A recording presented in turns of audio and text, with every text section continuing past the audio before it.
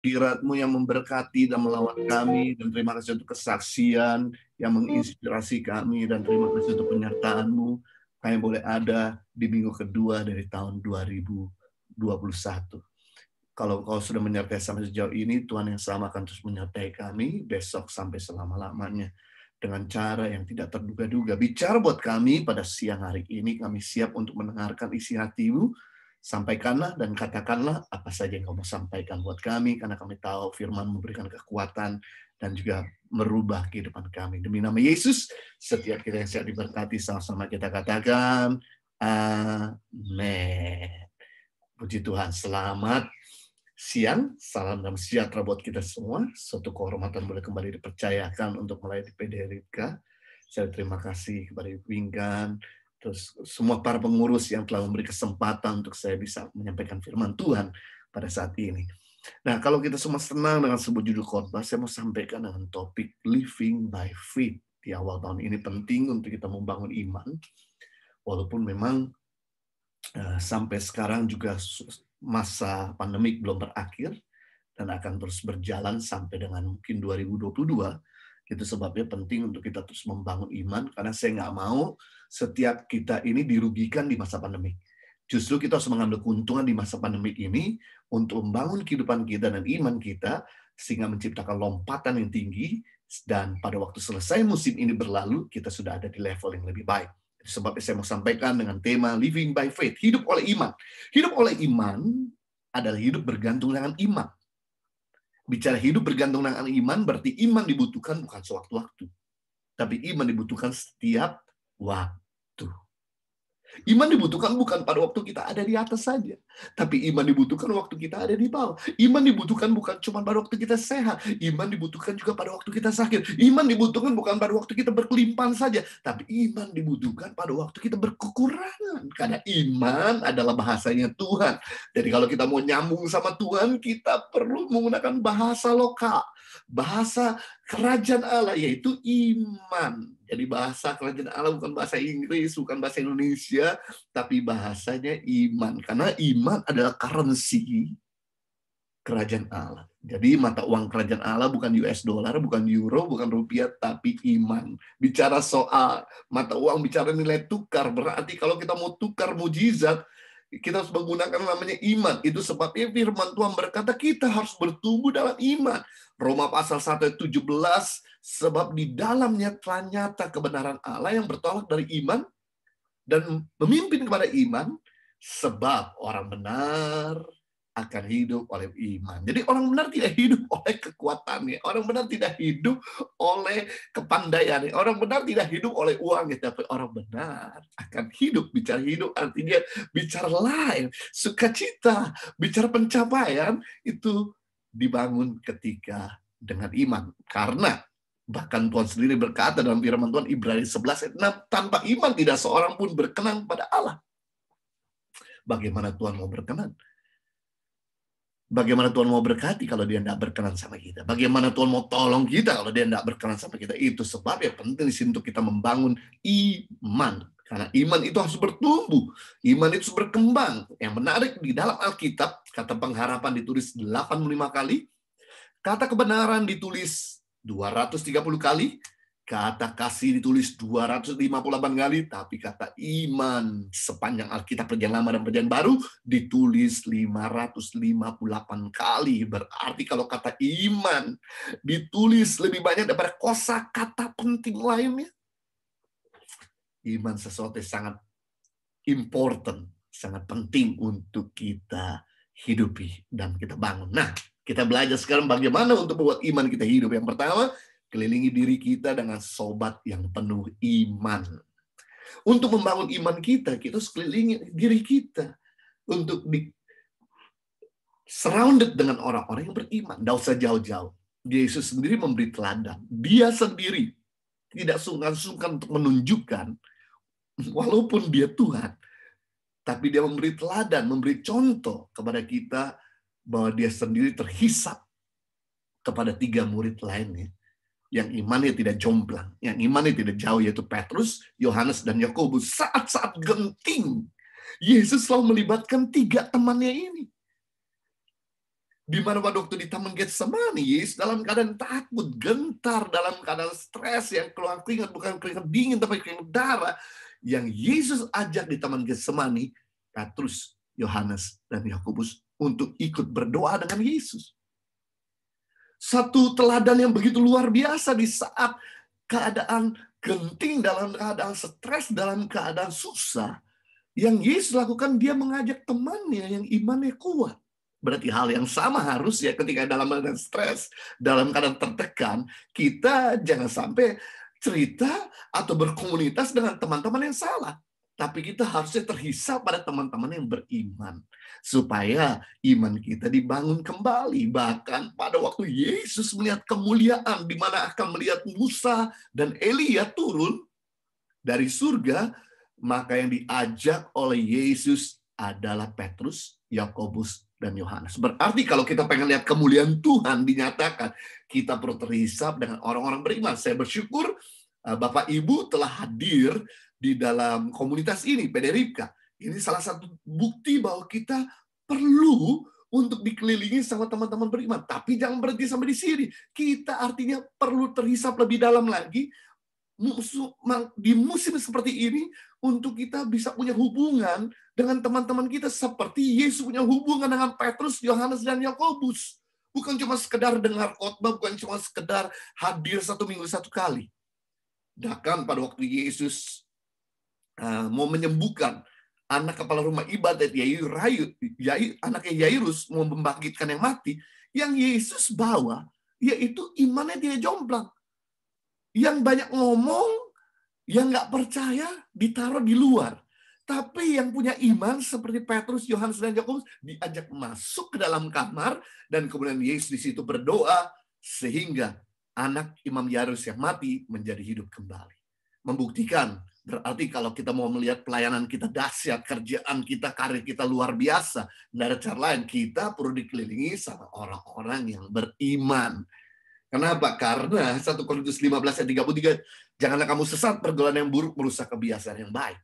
Kata kebiasaan akhlak tabiat. Berarti tabiat kita rusak, kita punya karakter ambruk, bukan karena problem. Problem tidak akan pernah merusak tabiat kita. Yang merusak tabiat kita adalah pergaulan yang salah. Jadi tolong dianalisa dari mulai tahun lalu sampai sekarang, apakah kasih kita bertambah-tambah atau berkurang-kurang?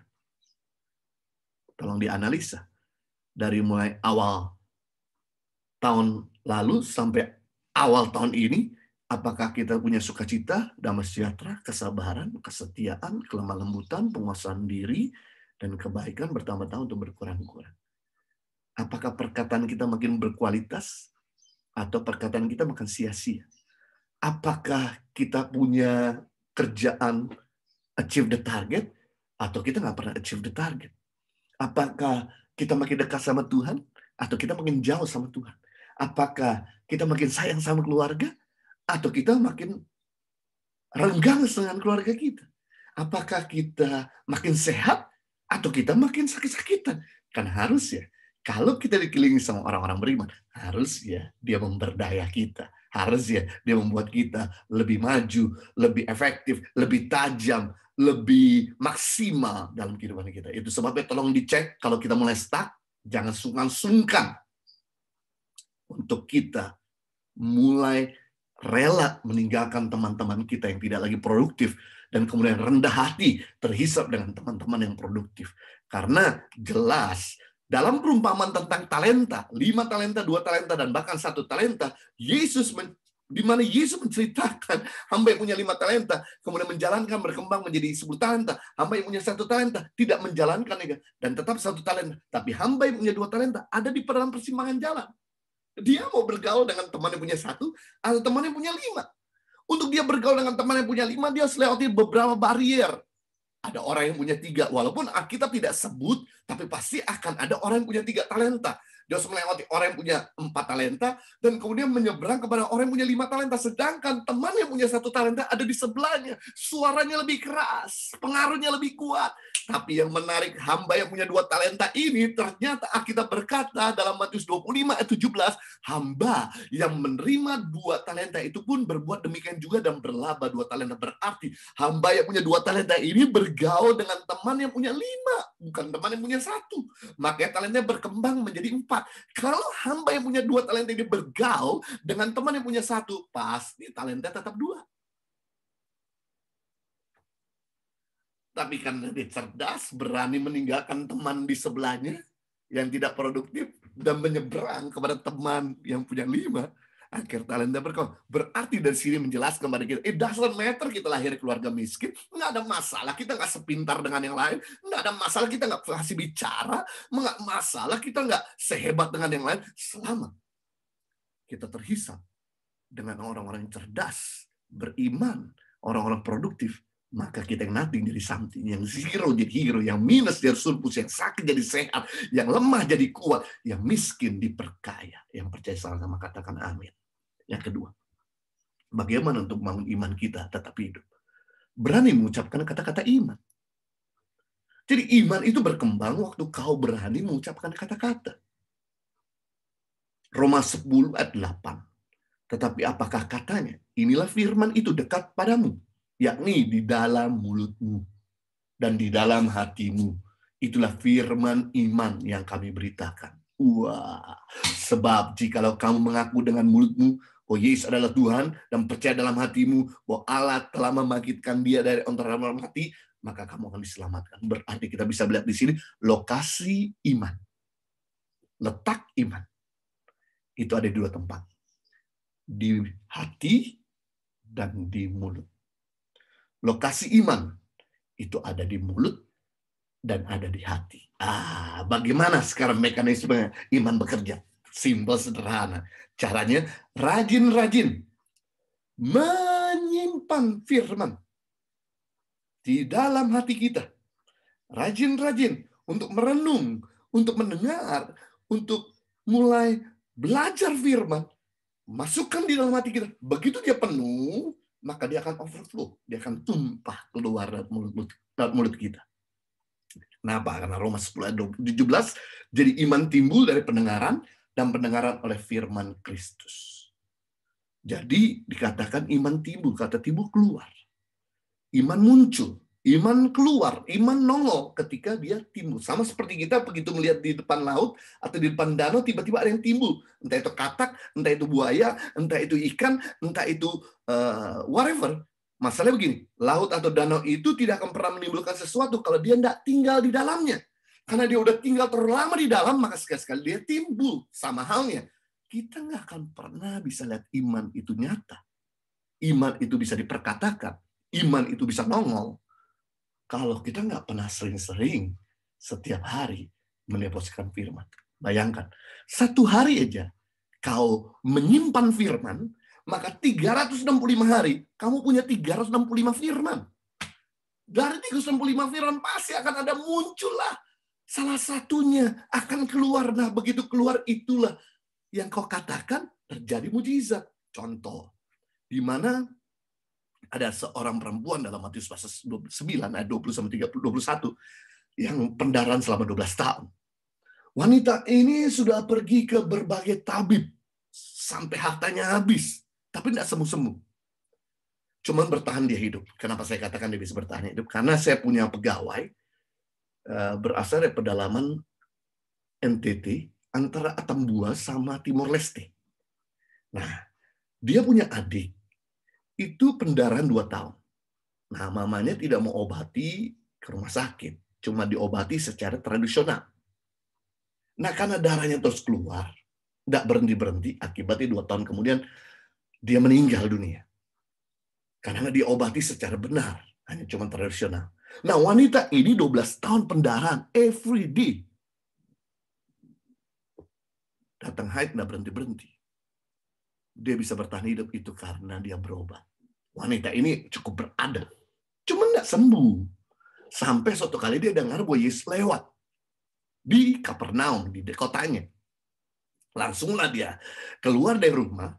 Karena wanita pada zaman itu kalau dia datang bulan atau lagi pendaraan dianggap najis, itu sebab dia harus menutup dengan kerudung dan dia harus merangkak jalan. Sambil orang-orang berkata najis-najis, tendang wanita tersebut. Tapi yang menarik, wanita ini walaupun dihina bertahun-tahun, 12 tahun dihina najis, dikata-katain, tapi yang menarik adalah dia terus punya harapan suatu kali dia sembuh.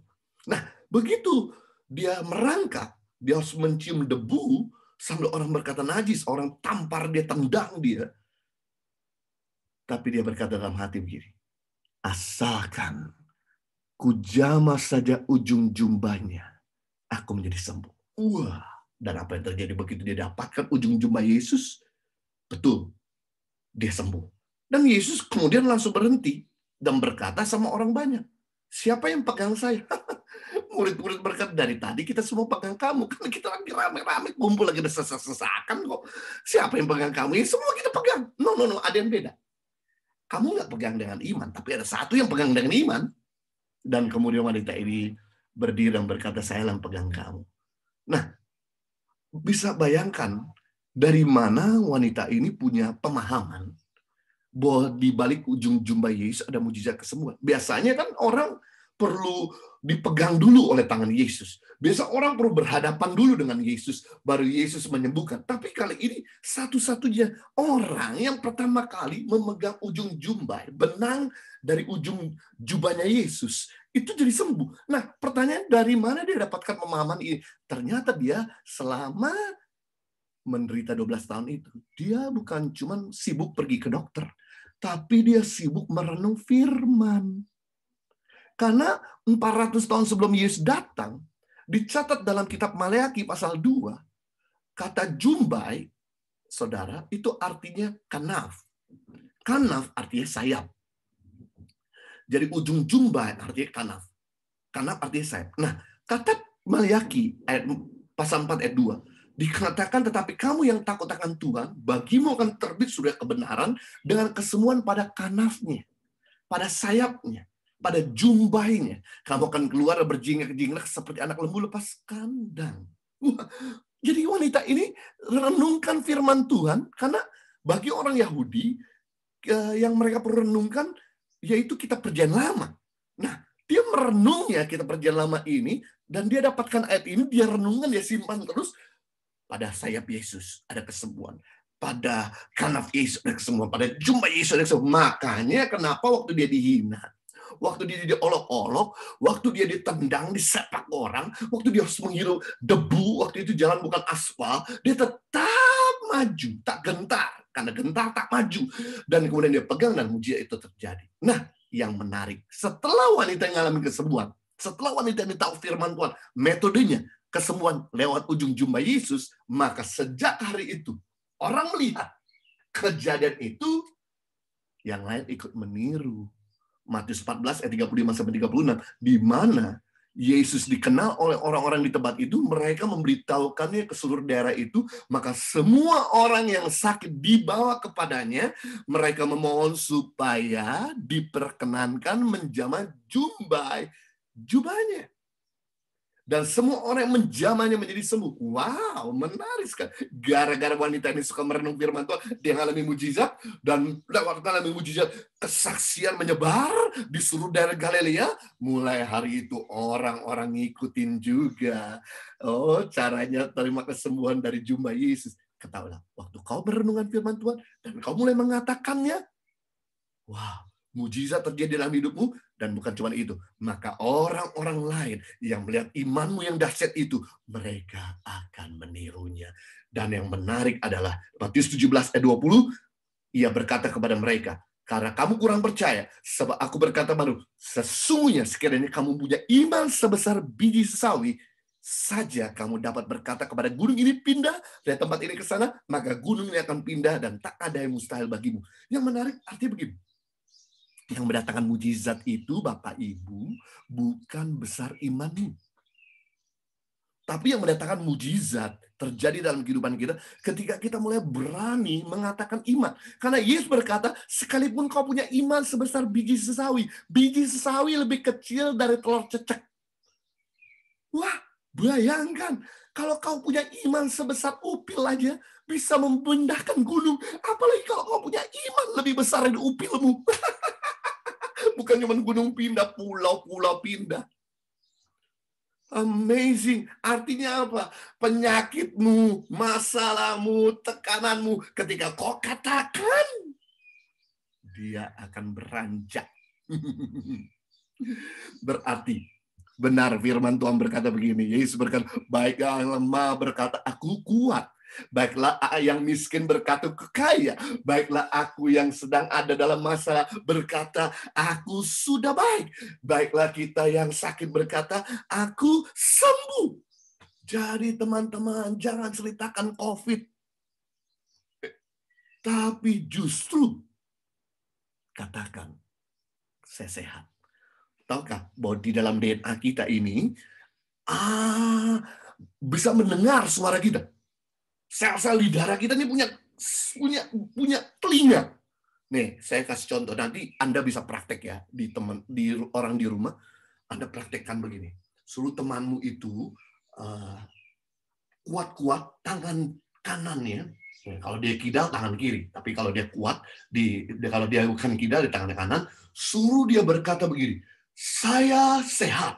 Maka begitu didorong tangannya, dia akan susah untuk turun ke bawah. Tapi kalau dia kemudian Anda suruh dia katakan, saya khawatir, maka gampang untuk diturunkan.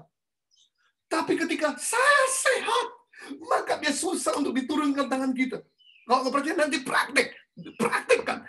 Dan yang menarik ini, katakan, saya COVID, langsung lemah. Tangan kita begitu ditorong ke bawah, langsung ke bawah. Tapi ketika Tuhan dahsyat, maka tangan kita susah diturunkan. Ini saya udah praktek. Coba aja praktek sendiri sekarang pakai tanganmu. Tuhan dahsyat, turunin, pukul. Nggak turun-turun. Tapi begitu saya khawatir, pukul, turun ke bawah. Wah, amazing loh. Bahwa sel-sel kita ini, itu ada telinga.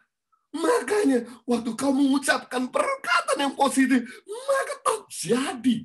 Ini tuh ajaib sekali, ilmu kedokteran telah mempelajarinya. Makanya katakan, aku sehat, aku baik, Tuhan dahsyat, aku bisa mengatasi semuanya. Jangan katakan aku khawatir, aku sakit, aku lemah. Maka terjadilah sesuai dengan perkataanmu. Amazing. Wow. Yang ketiga, bagaimana membuat imanmu hidup? Mentaati firman. Yakobus 2 ayat 26. Sebab seperti tubuh tanpa roh adalah mati, demikian juga iman tanpa perbuatan adalah mati. Beda antara iman dan percaya. Banyak orang berkata iman itu percaya. Saya kasih tahu beda. Karena percaya itu pasif, iman itu aktif. Saya percaya bahwa air ini bisa menghapuskan dahaga saya. Ini gambarnya kok hilang. Nah ini deh. Saya percaya air ini bisa menghapuskan dahaga saya. Tapi kalau saya cuma percaya, tidak bergerak dari tempat duduk saya, dan kamu membeli air ini, nggak mungkin bisa menghapuskan dahaga saya. Yang saya perlu lakukan, saya mulai bergerak, meninggalkan tempat duduk saya, dan kemudian saya mulai pergi ke toko, mengeluarkan dompet saya dan uang saya, dan kemudian membeli air ini, dan kemudian saya membuka tutupnya, dan saya meminumnya. Barulah dahaga saya hilang. Sama dengan iman. Hidup kita tidak akan berubah banyak kalau kita hanya cuma percaya. Hidup kita akan berubah banyak ketika kita melakukan apa yang kita percayai. Banyak orang percaya. Saya bisa mengalami open heaven. Surga terbuka, tingkap-tingkap langit terbuka. Tapi disuruh mengampuni, nggak mau. Kata mengampuni artinya melepas. Kata tidak mengampuni artinya menahan. Berarti kalau kita melepaskan pengampunan, surga melepaskan anugerah. Waktu kita menahan pengampunan, surga juga akan menahan anugerah. Jadi nggak mungkin kita akan mengalami hidup dalam anugerah. Kalau yang namanya mengampuni aja susah. Makanya khotbah Yesus terbanyak. Salah satunya adalah pengampunan. Khotbah Yesus terbanyak, yang pertama bicara soal kerajaan Allah. Khotbah Yesus terbanyak yang kedua bicara soal pengampunan, khotbah Yesus yang terbanyak yang ketiga bicara soal keuangan. Jadi, kalau kita mengalami tingkap-tingkap surga terbuka, nggak ada cara lain mengampuni. Banyak orang percaya bahwa saya di tahun 2021 akan mengalami financial upgrade. Keuangan yang ditingkatkan, tapi disuruh nabur upgrade nggak mau. Nggak bisa. Mekanismenya begini, sama seperti mesin ATM. Kita nggak akan pernah bisa tarik uang kalau kita nggak pernah depositnya. Dan kita nggak akan pernah bisa tarik banyak uang kalau kita nggak pernah depositnya banyak. Sama. Kita nggak akan pernah menuai finansial kalau kita nggak pernah menabur finansial. Dan ini ya, kita nggak akan menuai banyak finansial kalau kita sendiri nggak pernah menabur banyak finansial. Jadi teman-teman, Bapak Ibu, ketika your salary rise up, jangan rise up your lifestyle, tapi rise up your giving. Karena kalau kita rise up, kita punya lifestyle, nggak akan ada habisnya. Waktu kita rise up our giving, pemberian kita, maka kita akan melihat mujizat-mujizat. Tanyakan sama mereka di masa pandemik ini, yang hidupnya sekarang ini mengalami terobosan keuangan.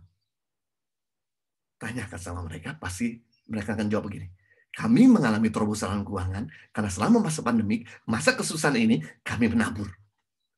Makanya di masa kesusahan ini pun kami menuai. Seperti Isa, menabur di masa kesulitan, masa kelaparan, masa kekeringan. Dia nabur buat Raja Gerar, orang Filistin tersebut. Akhirnya karena dia menabur, dia menuai sumur yang berlimpah-limpah.